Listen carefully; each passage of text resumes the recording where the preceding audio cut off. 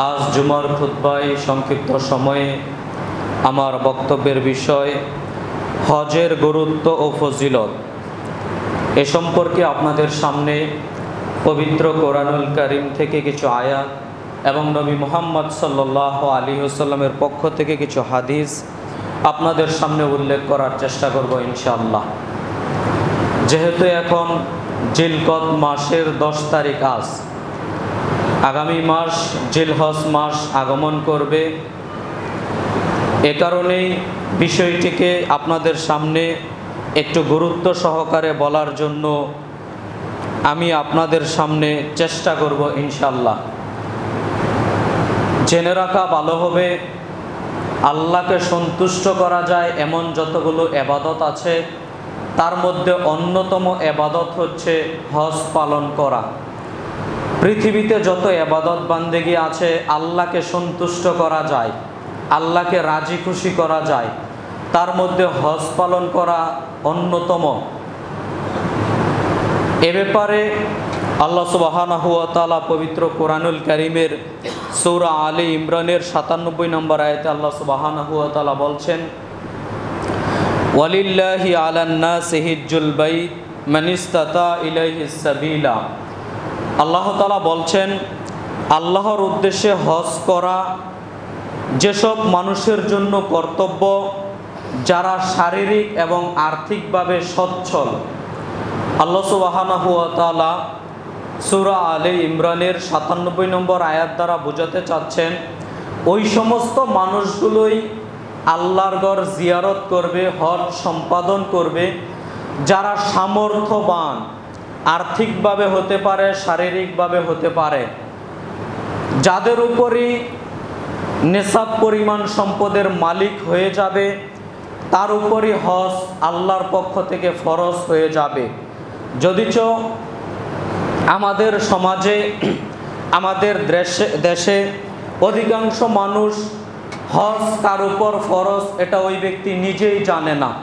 যেমন লক্ষ লক্ষ কোটি কোটি টাকার মালিক, এরপরও ওই ব্যক্তি হজ পালন করে না। কেন?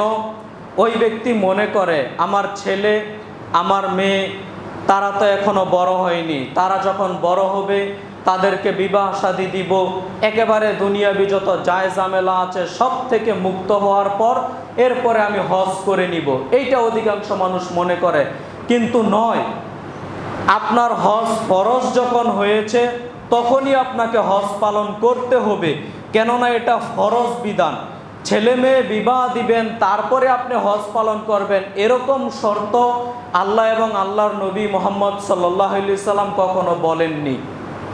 অতএব হজের যখন আপনি জিয়ারত করার মতো সামর্থ্য হয়ে যাবেন, 8-10 লাখ টাকা হয়ে যাবে, খেয়ে পরে যেতে আসতে কোনো সমস্যা হবে না। আপনি যখন হজ করতে যাবেন আপনার পরিবারের মানুষ না খেয়ে থাকবে না, উপাস থাকবে না, এরকম যখন একটা পর্যায়ের মধ্যে আপনি থাকবেন তখনই আপনার উপর হজ ফরজ হয়ে যাবে। আল্লাহ সুবহানাহু ওয়া তাআলা কোরআনুল কারীমে এমনটাই বললেন। সম্মানিত দ্বীনি মুসলিম ভাই ও বোন, এখানে অধিকাংশ মানুষ আবার এরকম চিন্তা ভাবনা করে, কি রকম? টাকার মালিক হচ্ছি আমি হচ্ছি লক্ষ কোটি টাকার মালিক, তো আমার মা, আমার বাপ, আমার দাদা, আমার দাদি জীবিত আছে, এখন আমি কাকে আগে হজ করাবো? ইসলামের শরীয়তের দৃষ্টিতে হজ পালন করতে হবে আগে আপনাকে। কথা কি বুঝাতে পারলাম? কিন্তু আপনি আমি কি করি? আরে কেমন দেখায়, সমাজের মানুষও কেমন বলবে, মা বাবাকেই হজ করাতে পারলাম না, আমি যদি হজ করতে চলে যাই তাহলে কেমন দেখায় না বিষয়টা। এ কারণে মা বাবাকে হজ করিয়ে নিয়ে আসি, আমি হজ করি না। বিষয়টা একেবারেই ভুল, বরং গুনাহের কাজ। কথা কি বুঝাতে পারলাম? টাকার মালিক যেই হবে, আপনার বাপ যদি টাকার মালিক হয়ে থাকে আপনার বাপকে হজ করতে হবে, আপনার বাপের উপর হজ ফরজ। আপনার মায়ের যদি টাকার মালিক হয়ে থাকে, লক্ষ কোটি টাকার মালিক যদি আপনার মা হয়ে থাকে, তাহলে আপনার মায়ের উপর হজ ফরজ। একেবারে সিম্পল একটা বিষয়। কথা কি বুঝাতে পারলাম? যেই ব্যক্তি টাকার মালিক ওই ব্যক্তিকে হজ করতে হবে। এখন বলবেন হুজুর আমার মা বাবা তাদেরকে কি হজ করাবো না? জি, আপনি লক্ষ কোটি টাকার মালিক, আপনি আগে হজ করেন, তারপরে যদি আপনার সামর্থ্যে কুলায় আপনি আপনার মা, আপনি আপনার বাবা, তাদের সবাইকে হজ করান, এতে শরীয়তের কোনো সমস্যা নেই। বরং আপনি নেকি পেয়ে যাবেন। কথা কি বুঝাতে পারলাম? কিন্তু ওই যে একটা ভুল ধারণা, ভুল মেসেজ যে আমার ছেলে মেয়ে বিবাহ দিতে হবে, আমি একটা পর্যায়ে যাই, আমি যখন বৃদ্ধ হব তখন আমি হজ পালন করব, একেবারে শরীয়ত বিরোধী কথাবার্তা। পবিত্র কোরআন ও হাদিসের মধ্যে এমনটি আল্লাহ এবং আল্লাহর নবী মুহাম্মদ সাল্লাল্লাহু আলাইহি সাল্লাম কখনো বলেননি। অতএব সম্মানিত জুমা সালাতের মুসল্লিবৃন্দ, যেই ব্যক্তি টাকার মালিক হবে তার উপরই হজ ফরজ হয়ে যাবে। আল্লাহ সুবহানাহু ওয়া তাআলা কোরআনুল কারীমে এমনটি বললেন। হজ হচ্ছে ইসলামের একটা বৃত্তির ইবাদত। এটাকে আপনি আমি অনেক সময় হালকা করে দেখি। এইটা যে ফরজ, এইটা যে আদায় করতে হবে, এটাকে ওই রকম গুরুত্ব দিয়ে আপনি আমি দেখার চেষ্টা করি না। যার কারণে অধিকাংশ মানুষ সম্পদশালী হওয়ার পরেও, অধিকাংশ মানুষ টাকার মালিক হওয়ার পরেও হজ পালন করে না। সম্মানিত দ্বীনি মুসলিম ভাই বোন, পরিচিত একটা হাদিস সহিহুল বুখারীতে পেয়ে যাবেন হাদিস নাম্বার 8, মুসলিমে পেয়ে যাবেন হাদিস নাম্বার 5। ইবনে ওমর রাদিয়াল্লাহু তাআলা আনহু বলেন, রাসূল সাল্লাল্লাহু আলাইহি ওয়াসাল্লাম বলেছেন, বুনিয়াল ইসলামু আলা খামসিন, ইসলাম ধর্মের ভিত্তি হচ্ছে 5টা।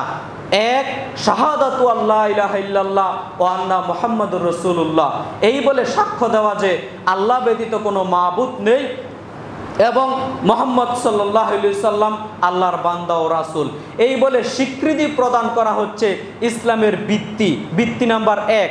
2, ও ইকামিস সালাত, সালাত আদায় করা, এগুলো হচ্ছে ভিত্তি, একেবারে মূল ইবাদত। এইগুলো ছাড়া আপনি দিন টিকাতে পারবেন না, আপনি ইবাদত টিকাতে পারবেন না। আপনার মধ্যে দিন আছে, এইটা আপনি টিকাতে পারবেন না এই ভিত্তিগুলো ছাড়া। 1 নম্বর, সেই বলে সাক্ষ্য দেওয়া আল্লাহ ব্যতীত কোনো মাবুদ নেই এবং এই বলে স্বীকৃতি প্রদান করা, সাক্ষ্য দেওয়া যে মুহাম্মদ সাল্লাল্লাহু আলাইহি সাল্লাম আল্লাহর বান্দা ও রাসূল। 2, ও ইকামিস সালাত, সালাত আদায় করা, যে কোনো মূল্যে আপনাকে সালাত আদায় করতে হবে যদি আপনি আপনার মধ্যে দিন টিকাতে চান, অন্যথায় দিন থাকবে না। 3, ও ইতাই যাকাত, যাকাত প্রদান করা। যদি আপনি টাকার মালিক হয়ে থাকেন, সম্পদশালী হয়ে থাকেন, নিসাব পরিমাণ সম্পদের মালিক হয়ে থাকেন, তাহলে আপনাকে যাকাত প্রদান করতেই হবে যে কোনো মূল্যে। 4, অল হজ্জে, হজ পালন করা। আপনার সামর্থ্য আছে, আপনাকে হজ সম্পাদন করে নিতে হবে। বয়স আপনার যতই হোক এটা দেখার বিষয় নয়, বয়স আপনার যতই হোক এটা দেখার বিষয় নয়। সম্পদশালী হয়েছেন, আল্লাহ আপনাকে তৌফিক বানিয়ে দিয়েছেন, সম্পদের মালিক করে দিয়েছেন, এই মুহূর্তেই আপনাকে হজ সম্পাদন করতে হবে। 5 নম্বর, অসৌমে রমাজান, রমাজানের সিয়াম পালন করা। সম্মানিত জুমা সালাতের মুসল্লিবৃন্দ, অত্র হাদিস দ্বারা বোঝা যাচ্ছে ইসলামের ভিত্তির মধ্যে যে কয়েকটা ইবাদত রয়েছে, হজ তার মধ্যে অন্যতম একটা ইবাদত। হজ এবং উমরা পালনের গুরুত্ব, ফজিলত এ সম্পর্কে আপনার সামনে আমি কয়েকটি কথা বলার চেষ্টা করি। আবু হুরায়রা রাদিয়াল্লাহু তাআলা আনহু বলেন, রাসূল সাল্লাল্লাহু আলাইহি ওয়াসাল্লাম বলেছেন, আফদুল্লাহি সালাসাতুন, 3 ব্যক্তি হচ্ছে আল্লাহর মেহমান। রাসূল সাল্লাল্লাহু আলাইহি ওয়াসাল্লাম বলছেন, আফদুল্লাহি সালাসাতুন, 3 ধরনের মানুষ হচ্ছে আল্লাহর মেহমান। মেহমানকে সম্মান তো দুনিয়াতে আপনি আমি করার চেষ্টা করি, মেহমানের গুরুত্ব আপনি আমি বুঝি, মেহমান আসলে আলাদা একটা আয়োজন আপনি আমি করে থাকি। রাসূল সাল্লাল্লাহু আলাইহি ওয়াসাল্লাম বলছেন, আফদুল্লাহি সালাসাতুন, শুনে রাখো 3 ধরনের মানুষ হচ্ছে আল্লাহর মেহমান। সুবহানাল্লাহ, কথার ওজন বুঝেন, আল্লাহর মেহমান হচ্ছে এই 3 ধরনের মানুষ। এই কথা বলার পরে রাসূল সাল্লাল্লাহু আলাইহি ওয়াসাল্লাম 1 নম্বরে বললেন, আল গাজী, গাজী হচ্ছে আল্লাহর মেহমান। যেই ব্যক্তি যুদ্ধ করতে চলে গেছে আল্লাহর দ্বীনকে উঁচু করার জন্য, যেই ব্যক্তি যুদ্ধ করতে চলে গেছে আল্লাহর দ্বীনকে উঁচু করার জন্য, ওই ব্যক্তি হচ্ছে গাজী। যেই ব্যক্তি যুদ্ধের ময়দান থেকে ফিরে এসেছে, মৃত্যুবরণ করেনি, যেই ব্যক্তি মৃত্যুবরণ করে ওই ব্যক্তি শহীদ। আর যেই ব্যক্তি ফিরে আসে আল্লাহর দ্বীনের পক্ষে যুদ্ধ ঘোষণা করে, যুদ্ধ করে, ওই ব্যক্তি হচ্ছে গাজী। রাসূল সাল্লাল্লাহু আলাইহি ওয়াসাল্লাম বলছেন, 3 ধরনের মানুষ হচ্ছে আল্লাহর মেহমান। 1, গাজী, যেই ব্যক্তি যুদ্ধের ময়দানে চলে গেছে আল্লাহকে সন্তুষ্ট করার জন্য, এই ব্যক্তি হচ্ছে আল্লাহর মেহমান। 2 ওয়াল হাজ্জু, যেই ব্যক্তি হজ পালন করে ওই ব্যক্তি হচ্ছে আল্লাহর মেহমান। যেই ব্যক্তি লক্ষ লক্ষ টাকা ব্যয় করে হজ সম্পাদন করতে চলে গেছে বাইতুল্লাহতে, ওই ব্যক্তি হচ্ছে আল্লাহর মেহমান। এই কথা রাসূল সাল্লাল্লাহু আলাইহি ওয়াসাল্লাম তিনি বলছেন। 3 ওয়াল মুতাম্মির, 3 ওই ব্যক্তি হচ্ছে আল্লাহর মেহমান যেই ব্যক্তি উমরা পালন করতে গেছে। যেই ব্যক্তি স্বাভাবিকভাবে উমরা পালন করতে চলে গেছে, 1 লক্ষ 1.5 লক্ষ টাকা খরচ করে উমরা পালন করতে চলে গেছে, রাসূল সাল্লাল্লাহু আলাইহি ওয়াসাল্লাম বলছেন ওই ব্যক্তিও হচ্ছে আল্লাহর মেহমান। সুবহানাল্লাহ। যে হাদিসটি বললাম, হাদিসটি আপনারা পেয়ে যাবেন নাসাইতে, নাসাইর হাদিস নাম্বার 2625 এবং মিশকাতুল মাসাবিহের মধ্যে পেয়ে যাবেন হাদিস নাম্বার 2537। সম্মানিত জুমা সালাতের মুসল্লিবৃন্দ, অত্র হাদিস দ্বারা আমরা যেটা বুঝতে পারলাম সেটা হচ্ছে যারা হজ পালন করে, যারা উমরা পালন করে, যারা হজ পালন করে, যারা উমরা পালন করে, তারা হচ্ছে আল্লাহর মেহমান, সম্মানিত ব্যক্তি। সম্মানিত দ্বীনি মুসলিম ভাই বোন, সামর্থ্যবান ব্যক্তি হলে অবশ্যই হজ করার চেষ্টা করবেন। সামর্থ্যবান ব্যক্তি হলে অবশ্যই উমরা পালনের চেষ্টা করবেন। আব্দুল্লাহ ইবনে মাসউদ রাদিয়াল্লাহু তাআলা আনহু বলেন, রাসূল সাল্লাল্লাহু আলাইহি ওয়াসাল্লাম তিনি বলেছেন, তাবিউ বাইনাল হজ্জ ওয়াল উমরাতান, পৃথিবীর মানুষ শুনে রাখো, তোমরা হজ ও উমরা পালন করো। তাবিউ, তোমরা হজ পালন করো, তোমরা উমরা পালন করো। কেন? হজ ও উমরা পালন করলে আল্লাহ সুবহানাহু ওয়া তাআলা 2টা কাজ তোমাদের পক্ষ থেকে করে থাকেন। নবী সাল্লাল্লাহু আলাইহি ওয়াসাল্লাম বলছেন, পৃথিবীর মানুষ তোমরা হজ পালন করো, তোমরা উমরা পালন করো। যদি তোমরা হজ পালন করো, যদি তোমরা উমরা পালন করো, তাহলে আল্লাহ তোমাদের জন্য 2টা কাজ করে থাকেন। 1, আল্লাহ সুবহানাহু ওয়া তাআলা তোমাদের মাঝে যেই দারিদ্রতা আছে ওই দারিদ্রতা আল্লাহ দূরীভূত করে দেন। সুবহানাল্লাহ। 2, তোমাদের যেই গুনাহ আছে, তোমাদের যেই অপরাধ আছে, সমস্ত অপরাধ আল্লাহ সুবহানাহু ওয়া তাআলা মাফ করে থাকেন। সুবহানাল্লাহ। এই পর্যন্ত বলার পরেও রাসূল সাল্লাল্লাহু আলাইহি ওয়াসাল্লাম তিনি উদাহরণ পেশ করে বলছেন, পৃথিবীর মানুষ শোনো, যারা হজ পালন করে, যারা উমরা পালন করে, যারা হজ পালন করে, যারা উমরা পালন করে, তাদের জন্য আল্লাহ তাআলা দারিদ্রতা নামক জিনিসটা আল্লাহ রাখেন না। যারা উমরা পালন করে তাদের কাছ থেকে দারিদ্রতা নামক জিনিসটা আল্লাহ তুলে নেন। সম্মানিত দ্বীনি মুসলিম ভাই বোন, আপনাদের আমি এই বাক্য কি দিয়ে বুঝাতে পারি? মনে রেখে দিয়েন, যারা হজ পালন করে, যারা উমরা পালন করে, তারা কখনো দারিদ্র হবে না, এই গ্যারান্টি আল্লাহ তাআলা দিচ্ছেন। এই গ্যারান্টি নবী সাল্লাল্লাহু আলাইহি ওয়াসাল্লাম তিনি দিচ্ছেন। আপনি আপনার চোখ দিয়ে দুনিয়াতে দেখতে পারেন, পৃথিবীতে যারা হজ করেছে, পৃথিবীতে যারা উমরা করেছে, তারা কখনো ফকির হয়ে যাবে না, এটা হবেই না। এটা আল্লাহ তাদের নিয়ামত, তাদের বরকত আল্লাহ সুবহানাহু ওয়া তাআলা এমনভাবেই বাড়িয়ে দিবেন। এজন্য বলি ভাই, যাদের সামর্থ্য আছে হজ করে নেন, যাদের সামর্থ্য আছে উমরা করে নেন। হজ পালন করবেন, দারিদ্রতা থাকবে না। উমরা পালন করবেন, দারিদ্রতা থাকবে না। 2, আপনার কাছ থেকে যত গুনাহ আছে, আপনার জীবনের যত অপরাধ আছে, সমস্ত অপরাধ আল্লাহ সুবহানাহু ওয়া তাআলা ধুয়ে মুছে পরিষ্কার করে দিবেন। রাসূল সাল্লাল্লাহু আলাইহি সাল্লাম উদাহরণ দিয়ে বলছেন, শুনে রাখো, ওই কামারের কাছে লোহা যেরকম একেবারে ধুয়ে পরিষ্কার হয়ে যায়, স্বচ্ছ হয়ে যায়, সোনা চাঁদি যেরকম একেবারে কামার, ওই যারা এটা পরিষ্কার করে, যারা এই অলংকার স্বচ্ছ পরিষ্কার করে, তারা যেরকম ময়লাগুলো দূরীভূত করে দেয়, একেবারে স্বচ্ছ পানি দিয়ে পরিষ্কার করে ফেলে। যদি তোমরা হজ পালন করো, যদি তোমরা উমরা পালন করো, তোমাদের কাছ থেকে আল্লাহ গুনাহগুলো এমনভাবে ধুয়ে মুছে পরিষ্কার করে দেয়। এরপরে রাসূল সাল্লাল্লাহু আলাইহি ওয়াসাল্লাম হাদিসের শেষ অংশে দেখেন তিনি কি বলছেন। রাসূল সাল্লাল্লাহু আলাইহি ওয়াসাল্লাম তিনি বলছেন, ওয়ালাইসা লিল হাজ্জাতিল মাবরুর, শুনে রাখো, একটা কবুলকৃত হজের বিনিময় সাওয়াবুন ইলাল জান্নাহ, জান্নাত ছাড়া আর কিছুই হতে পারে না। সুবহানাল্লাহ। সম্মানিত দ্বীনি মুসলিম ভাই ও বোন, হজের গুরুত্ব, উমরার গুরুত্ব আপনার সামনে আমি কি দিয়ে পেশ করতে পারি? রাসূল সাল্লাল্লাহু আলাইহি ওয়াসাল্লাম তিনি বলছেন, ওয়ালাইসা লিল হাজ্জাতিল মাবরুর, শুনে রাখো, একটা কবুলকৃত হজ, যেই হজটা আল্লাহর দরবারে কবুল হয়ে গেছে, যেই উমরাটা আল্লাহর দরবারে কবুল হয়ে গেছে, সাওয়াবুন ইলাল জান্নাহ, এর প্রতিদান জান্নাত ছাড়া আর কিছুই হতে পারে না। সুবহানাল্লাহ। আপনি হজ করেছেন, আপনি উমরা করেছেন, এই হজ উমরা যদি আল্লাহর দরবারে কবুল হয়ে যায়, এটার তো একটা বিনিময় আছে, এটার তো একটা প্রতিদান আছে। রাসূল সাল্লাল্লাহু আলাইহি ওয়াসাল্লাম বলছেন, শোনো, একটা কবুলকৃত হজের প্রতিদান, একটা কবুলকৃত উমরার প্রতিদান জান্নাত ছাড়া আর দ্বিতীয়টা কোনো কিছুই হতে পারে না। সুবহানাল্লাহ। অতএব প্রিয় ভাইয়েরা আমার, আপনার হজ যদি কবুল হয়ে যায়, আপনার উমরা যদি কবুল হয়ে যায়, বিনিময়ে জান্নাত, বিনিময়ে জান্নাত, জান্নাত ছাড়া আর কিছুই হতে পারে না। সম্মানিত দ্বীনি মুসলিম ভাই বোন, যে হাদিসটা বললাম, নাসাই, মিশকাতে, তিরমিজিতে পেয়ে যাবেন, মিশকাতুল মাসাবিহের মধ্যে পেয়ে যাবেন, হাদিস নাম্বার 2524। সম্মানিত দ্বীনি মুসলিম ভাই বোন, আপনার সামনে আমি হজ ও উমরার গুরুত্ব ও ফজিলত সম্পর্কে বলছিলাম।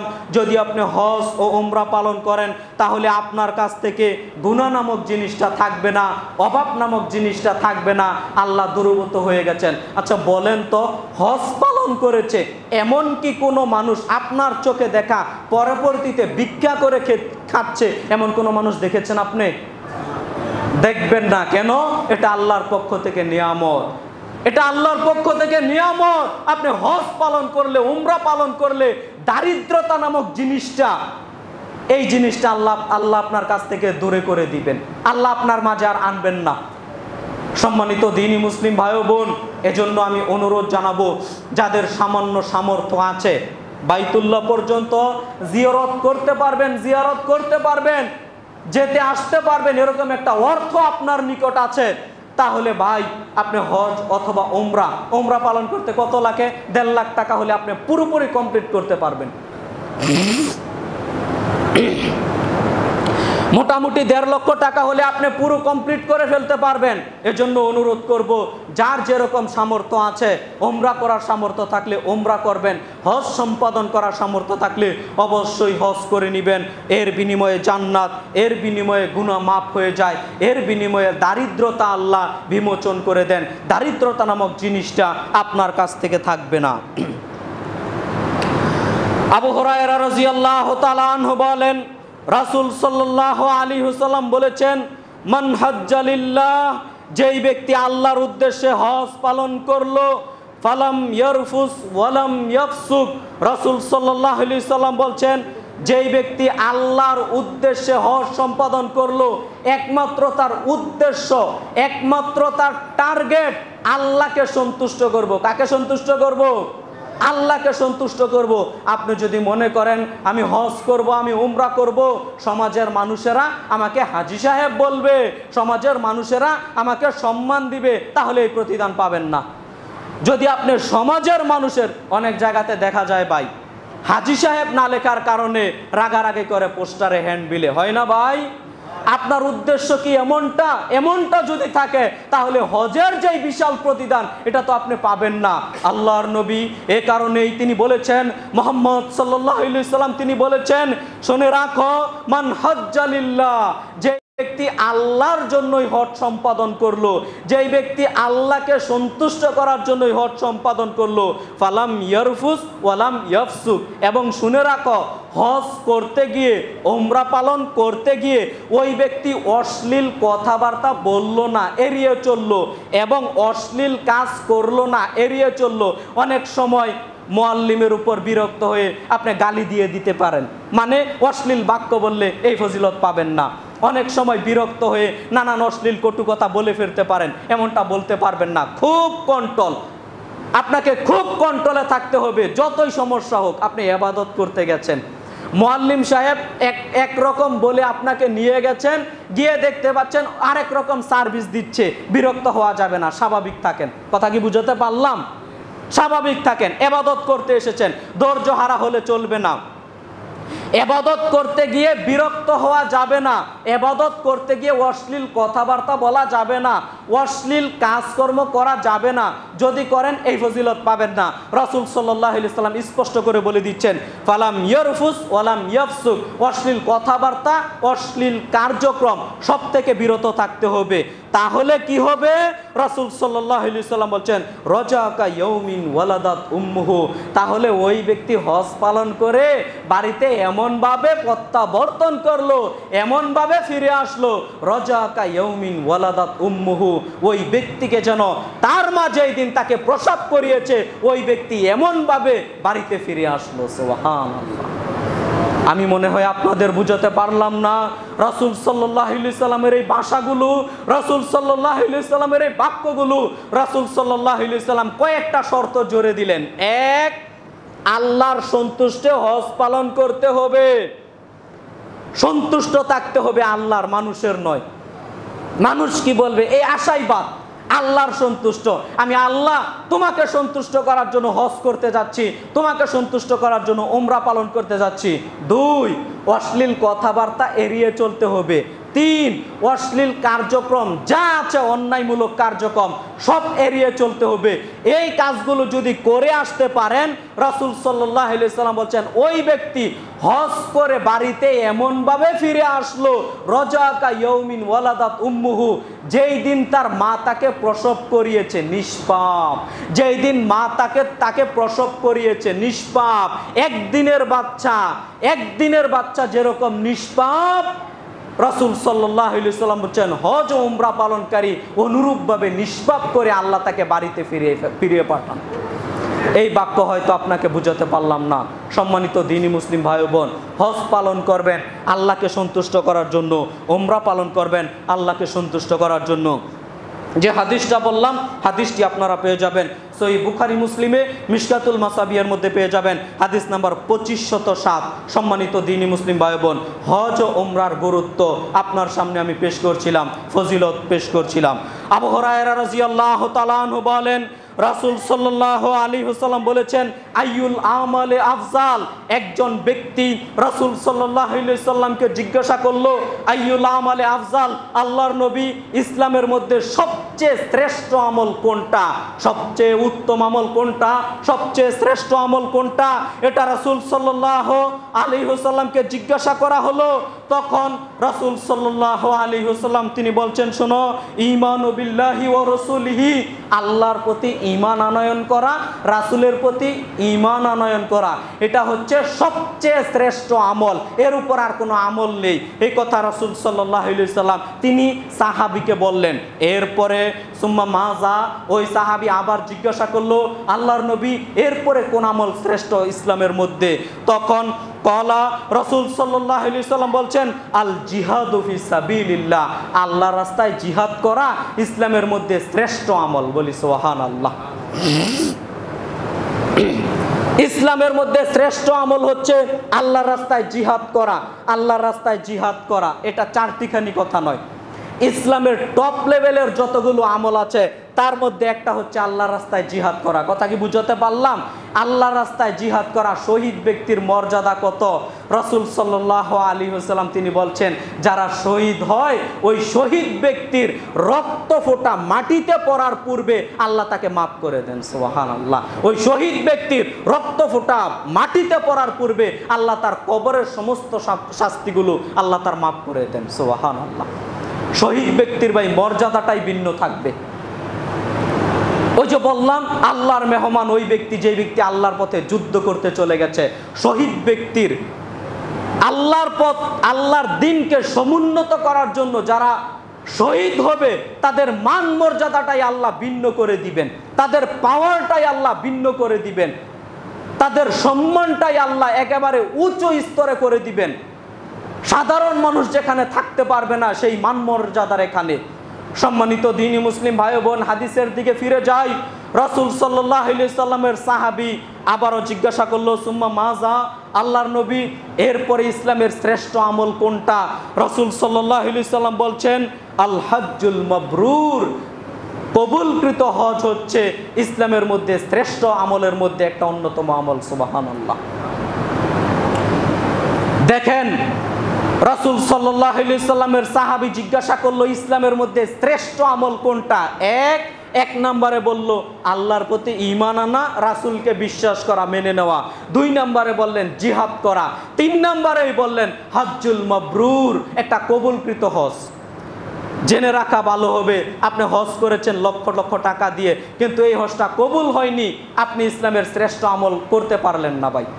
এজন্য কবুলকৃত হজ যদি করতে চান তাহলে কয়েকটা শর্ত লাগবে, পূরণ করা লাগবে।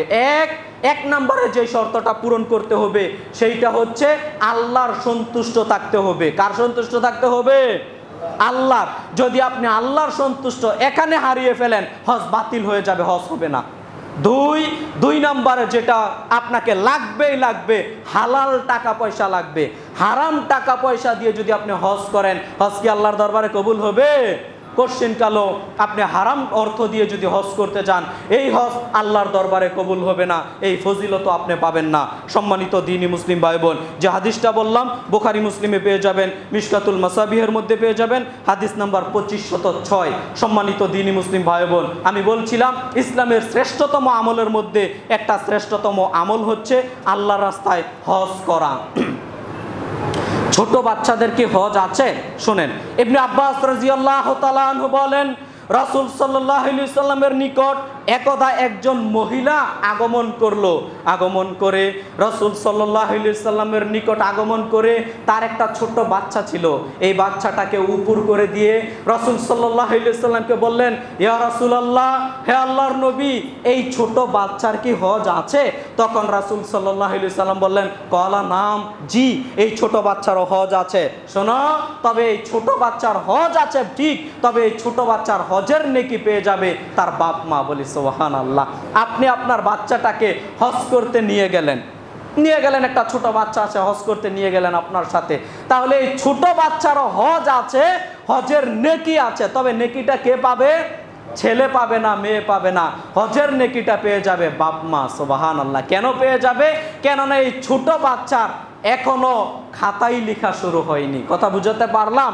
সম্মানিত দ্বীনি মুসলিম ভাই বোন, এজন্য ছোট বাচ্চাদেরকে যদি সম্ভব হয় হজ করতে নিয়ে যাওয়ার চেষ্টা করবেন, যদি সামর্থ্যে কুলায়, যদি আপনার কোনো অন্য সমস্যা না থাকে, নিয়ে গেলে তার নেকিটা আল্লাহ সুবহানাহু ওয়া তাআলা আপনার আমলনামায়, আপনি পিতামাতা আপনার আমলনামায় আল্লাহ দিয়ে দিবেন। সুবহানাল্লাহ। অতএব সম্মানিত দ্বীনি মুসলিম ভাই বোন, হাদিসটি পেয়ে যাবেন মুসলিমে, হাদিস নাম্বার 3317। অতএব অত্র হাদিসের আলোকে আমরা জানতে পারলাম ছোট বাচ্চাদেরকেও আপনি হজ পালন করাতে পারেন, তাহলে নেকি আপনি পিতামাতা পেয়ে যাবেন। সম্মানিত দ্বীনি মুসলিম ভাই বোন, এরপরে দেখেন আরেকটি গুরুত্বপূর্ণ মাসালা যেটা আপনাকে আমাকে পালন করতে হবে। ইবনে আব্বাস রাদিয়াল্লাহু তাআলা আনহু বলেন, রাসূল সাল্লাল্লাহু আলাইহি ওয়াসাল্লাম তিনি বলেছেন, হাজরে আসওয়াদ কিয়ামতের মাঠে দেখেন হজ পালন করবেন, একে তো আল্লাহর পক্ষ থেকে ফরজ, এটা বিধান, আপনাকে পালন করতেই হবে যে কোনো মূল্যে। এরপরও কত নেকি আল্লাহ সুবহানাহু ওয়া তাআলা আপনার আমার আমলনামায় দিয়ে দিবেন। যা আলোচনার মধ্য থেকে কিছু একটা অংশ হলেও বুঝতে পেরেছেন, আল্লাহ একেবারে নিষ্পাপ করে দিবেন, মাসুম বাচ্চা করে দিবেন, আল্লাহ আপনার অর্থ সম্পদে বরকত করে দিবেন। সম্মানিত দ্বীনি মুসলিম ভাই বোন, আমি বলছিলাম হজ পালনের নেকি। ইবনে আব্বাস রাদিয়াল্লাহু তাআলা আনহু বলেন, রাসূল সাল্লাল্লাহু আলাইহি ওয়াসাল্লাম তিনি বলেছেন, হাজরে আসওয়াদ কিয়ামতের মাঠে, ওই যে কালো পাথর হাজরে আসওয়াদ, এই কালো পাথর কিয়ামতের দিন আল্লাহ সুবহানাহু ওয়া তাআলা এই হাজরে আসওয়াতের দুইটা চক্ষু দিয়ে দিবেন। কি দিয়ে দিবেন? দুইটা চক্ষু দিয়ে দিবেন। আল্লাহ সুবহানাহু ওয়া তাআলা কিয়ামতের দিন দুইটা চক্ষু দিয়ে দিবেন এবং বলে দিবেন যে দেখো কোন ব্যক্তি তোমাকে স্পর্শ করেছে এবং তোমাকে চুম্বন করেছে। তখন কিয়ামতের মাঠে সমস্ত মানুষের মধ্য থেকে এই হাজরে আসওয়াদ কালো পাথর, এই পাথরটাই ওই সমস্ত ব্যক্তিদেরকে খুঁজে খুঁজে বের করবে যারা হাজরে আসওয়াদ পাথরটাকে স্পর্শ করেছে অথবা চুম্বন করেছে। বলি সুবহানাল্লাহ। এবং এই হাজরে আসওয়াদ, এই কালো পাথর আল্লাহর দরবারে সুপারিশ করবে ওই ব্যক্তিদের জন্য যারা স্পর্শ করেছে, চুম্বন করেছে। সুপারিশ করে করে ওই ব্যক্তিদেরকে হাজরে আসওয়াদ পাথর জান্নাতে নিয়ে যাবে তাদেরকে। বলি সুবহানাল্লাহ। তাদেরকে জান্নাতে নিয়ে যাবে। এবং হাজরে আসওয়াদের ব্যাপারে আরো বিবরণ যেটা এসেছে, এই হাজরে আসওয়াদ এটা ছিল জান্নাতি একটা পাথর। কি পাথর ছিল? জান্নাতি একটা পাথর ছিল। ওই যে কথায় আছে না, দুধের চেয়ে সাদা, এটা হাদিসেরই কথা। দুধের চেয়ে সাদা ছিল, এত সাদা ছিল। রাসূল সাল্লাল্লাহু আলাইহি সাল্লাম বলছেন, আদম সন্তানের পাপ নিতে নিতে, এই যে স্পর্শ করে মানুষ, আদম সন্তানের ময়লা পরে পরে কালো হয়েছে এটা নয়, বরং আদম সন্তানের গুনাহ পাপ নিতে নিতে এই হাজরে আসওয়াদ পাথরটা কালো হয়ে গেছে, যেটা হাদিসে স্পষ্টভাবে বলা হয়েছে। হাদিসটি পেয়ে যাবেন তিরমিজির হাদিস নাম্বার 961 এবং মিশকাতুল মাসাবিহের মধ্যে পেয়ে যাবেন হাদিস নাম্বার 2577। সম্মানিত দ্বীনি মুসলিম ভাই বোন, এ হচ্ছে হাজরে আসওয়াদের বিবরণ। যখন আপনি যাবেন হাজরে আসওয়াদ স্পর্শ করার চেষ্টা করবেন এবং চুম্বন করার চেষ্টা করবেন। এটা রাসূল সাল্লাল্লাহু আলাইহি সাল্লাম এর একটি গুরুত্বপূর্ণ সুন্নত আমল। সম্মানিত দ্বীনি মুসলিম ভাই বোন, এবার জমজমের পানির ব্যাপারে দুই একটা কথা। জাবের রাদিয়াল্লাহু তাআলা আনহু বলেন, রাসূল সাল্লাল্লাহু আলাইহি ওয়াসাল্লাম বলেছেন, মাউ জমজম লিমা শুরিবা লাহু। রাসূল সাল্লাল্লাহু আলাইহি ওয়াসাল্লাম বলছেন, জমজমের পানি যেই ব্যক্তি যে উদ্দেশ্যে পান করবে, আল্লাহ তার মনের উদ্দেশ্য পূরণ করে দিবেন। বলি সুবহানাল্লাহ। যে হাদিসটা বললাম, হাদিসটি আপনারা পেয়ে যাবেন মুসনাদে আহমদে এবং ইবনে মাজাতে পেয়ে যাবেন হাদিস নাম্বার ইবনে মাজা 3062। সম্মানিত দ্বীনি মুসলিম ভাই বোন, অত্র হাদিসের আলোকে আমরা যেটা জানতে পারি, জাবের রাদিয়াল্লাহু তাআলা আনহু বলেন, রাসূল সাল্লাল্লাহু আলাইহি ওয়াসাল্লাম বলেছেন, মাউ জমজম লিমা শুরিবা লাহু। জমজমের পানি যেই ব্যক্তি যে উদ্দেশ্যে পান করবে, ভক্ষণ করবে, আল্লাহ তার মনের উদ্দেশ্য পূরণ করে দিবেন। সুবহানাল্লাহ। অতএব জমজমের পানি ওই সৌদি আরব থেকে বাড়িতে আনার চেষ্টা করবেন। আত্মীয় স্বজন, পাড়া প্রতিবেশী, তাদেরকে গিফট হাদিয়া দেওয়ার চেষ্টা করবেন। এতে আপনিও নেকি পাবেন, তারাও কিছু হাসিল করতে পারবে। রাসূল সাল্লাল্লাহু আলাইহি ওয়াসাল্লাম এই জমজমের পানি অসুস্থ মানুষের মধ্যে ছিটিয়ে দিতেন। ছিটিয়ে দেওয়ার ফলে ওই অসুস্থ মানুষগুলো সুস্থ হয়ে যেত। বলি সুবহানাল্লাহ। জমজমের পানি একটা রহমত, বরকতপূর্ণ পানি। এই পানি একটা যে কোনো একটা ভালো নিয়ত উদ্দেশ্য করে এরপরে পান করার চেষ্টা করবেন। সম্মানিত দ্বীনি মুসলিম ভাই বোন, পান করার চেষ্টা করবেন, ইনশাল্লাহ আপনার মনের আশা আল্লাহ পূরণ করবেন, যেটা হাদিস দ্বারা প্রমাণিত, হাদিস দ্বারা বোঝা যায়। তবে এখানে একটা কথা বলে দেই, সেটা হচ্ছে অনেক মানুষ জমজমের পানি বাড়িতে নিয়ে আসে, বাড়িতে নিয়ে আসে আপনি আরেকজনকে দিচ্ছেন। এখানে অনেক মানুষ কৌশল অবলম্বন করে, ওই জমজমের পানি তো চাইলেই বেশি আনতে পারে না, অল্প সীমিত পরিসরে আনে। এনে কি করে, কথার কথা 5 লিটার পানি জমজমের পানি আপনি আনলেন, আনার পরে বাড়ি থেকে আরো 10 লিটার পানি মিশ্রণ করে এরপরে আপনি পাড়া প্রতিবেশীদেরকে দিচ্ছেন। তাহলে এটাতে আপনি ওই ফজিলত পাবেন না। কথা কি বুঝতে পারলাম? যারা হজ করতে যাবেন, উমরা করতে যাবেন, এমনটা করিয়েন না। আপনি 5 লিটার 2 লিটার যেই রকম পানি এনেছেন, অরিজিনাল পিওর পানিটা অল্প হলেও মানুষকে দেওয়ার চেষ্টা করবেন। কথা বুঝতে পারলাম? আপনি বেশি পরিমাণে দিলেন মানুষকে, কিন্তু বরকত এটা নকল হয়ে গেল ভাই। আপনি অরিজিনাল পানির সাথে ওই নকল দেশের পানি মিক্স করে মানুষকে দিচ্ছেন, কি ফজিলত পাবেন বলেন? এ তো নকল হয়ে গেল। অতএব সম্মানিত দ্বীনি মুসলিম ভাই, পিওর পানি, পিওর যেটা জমজমের পানি, অল্প পরিমাণে হোক কোনো সমস্যা নেই। আপনাকে বেশি পরিমাণে খেতে হবে এমনটা তো রাসূল সাল্লাল্লাহু আলাইহি সাল্লাম বলেননি।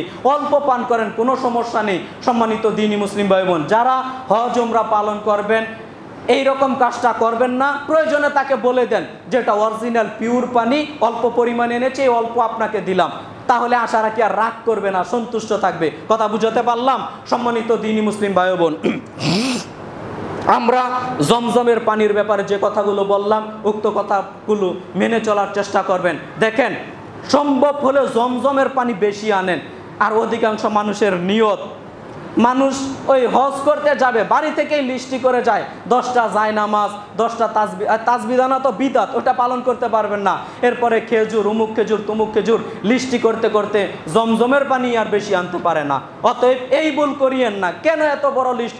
কেন জায়নামাজ কি দেশে পাওয়া যায় না? কেন খেজুর কি দেশে পাওয়া যায় না? ওইগুলো আপনি দেশ থেকে এনে মানুষকে দেন, কোনো সমস্যা নেই। কিন্তু পিওর জমজমের পানিটা যদি সম্ভব থাকে তাহলে বেশি পরিমাণে আনার চেষ্টা করবেন। এটা একটা রহমতের পানি। সম্মানিত দ্বীনি মুসলিম ভাই বোন, এরও বিশাল ইতিহাস আছে যা সময় সাপেক্ষে হবে। সম্মানিত দ্বীনি মুসলিম ভাই বোন, আপনাদের সামনে আমি যে কথাগুলো বললাম হজ ও উমরা পালন সম্পর্কে, আমরা আল্লাহকে বলি, আল্লাহ তুমি বড় দয়াবান, তুমি বড় রহমান, তুমি দয়া করে প্রত্যেকটা মানুষ যারা হজ ও উমরা পালন করবে, আল্লাহ তুমি সবাইকে সঠিক নিয়মে হজ ও উমরা পালন করার তৌফিক দান করো। সবাই বলি আল্লাহুম্মা আমিন। আল্লাহ খুতবার অংশে তোমাকে এই পর্যন্ত বলে আবারও আল্লাহ তোমাকে বলি, আমরা যারা উপস্থিত তুমি দয়া করে আমাদের প্রত্যেককে তুমি হজ ও উমরা পালন করার সামর্থ্যবান করে দাও। সবাই বলি আল্লাহুম্মা আমিন। আমরা প্রত্যেকটা মানুষ যেন জীবনে একবার হলো হজ উমরা পালন করতে পারি, আল্লাহ তুমি আমাদের সেই তৌফিক দান করো। সবাই বলি আল্লাহুম্মা আমিন।